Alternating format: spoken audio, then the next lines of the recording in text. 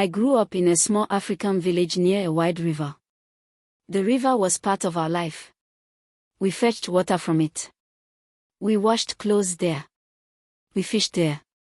During the dry season, children played near it. But at night, no one joked about the river. People said the river was not dangerous because of spirits. It was dangerous because of people and nature. Strong currents. Deep paths. Crocodiles sometimes. And strangers who moved along the water. This story happened when I was about 17. There was a man in our village called Sadiq. He was not bad. He was not good either. He liked money. He liked quick ways. He owned a small canoe and used it to help people cross the river during market days. For a fee. During the rainy season, the river swells. The elders always said no one should cross after sunset. Sadiq did not listen. One evening, close to dark, a woman arrived at the river with 2 children. She needed to cross. She said her husband was sick on the other side. People warned her to wait till morning. Sadiq laughed. I know this river, he said. I cross it every day. The sky was already turning dark. Clouds were heavy. The water was moving fast. I was there with other young people, filling water containers. The woman begged. The children were tired and crying. Sadiq agreed to take them. Some men shouted at him.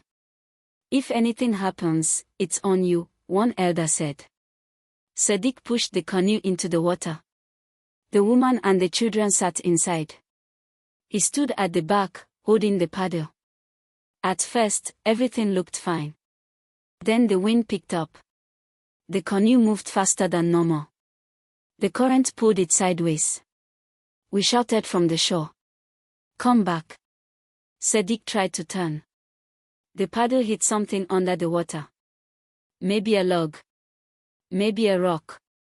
The canoe shook. One child screamed. The canoe tipped. The woman fell into the water with one child. The other child held onto the canoe.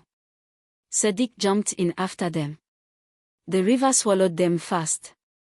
We could see heads for a moment. Arms waving. Then nothing. People ran along the shore, shouting names. The current was too strong, only the canoe came back empty, hitting the shore downstream. That night, the village was silent. In the morning, men searched along the riverbank. They found the woman's body 2 days later, far away. The children were never found. Sadiq was also gone. After that, people avoided the river even more. But the story did not end there. 3 weeks later, fishermen started seeing something strange. At dawn, they would see a canoe moving slowly in the middle of the river. No one inside. Just drifting. They said it looked like Sadiq's canoe. They followed it once. When they got close, it turned and moved away with the current. People said it was just wood floating. But then sounds started. At night, people near the river heard splashing. Like someone paddling slowly. Deep. Pause. Deep. No voices. Just water. One night, a boy went missing. He had gone to wash plates near the river at sunset. His plates were found on the bank. His mother cried and said she heard water sounds that night. The elders met again. They said this was not magic. They said someone was using the river. They said maybe criminals had moved in, using the fear to scare people away. Young men were told to guard the river at night. I joined them. We sat in groups, with torches and sticks. The first 2 nights, nothing happened. On the 3rd night, close to midnight, we heard it. Splash. Slow. Controlled. We turned off our torches and listened. The sound was coming from the middle of the river. We saw a shape. A canoe. It was moving against the current. No motor. No sound of effort. Just steady movement. Our hearts were beating fast. One man whispered, "That is not normal." We watched quietly. The canoe moved toward the far bank, then stopped near tall reeds. A figure stood up. A man. He jumped into the water and disappeared into the reeds. We waited. Then we heard footsteps on land. More than one person. We shined our torches.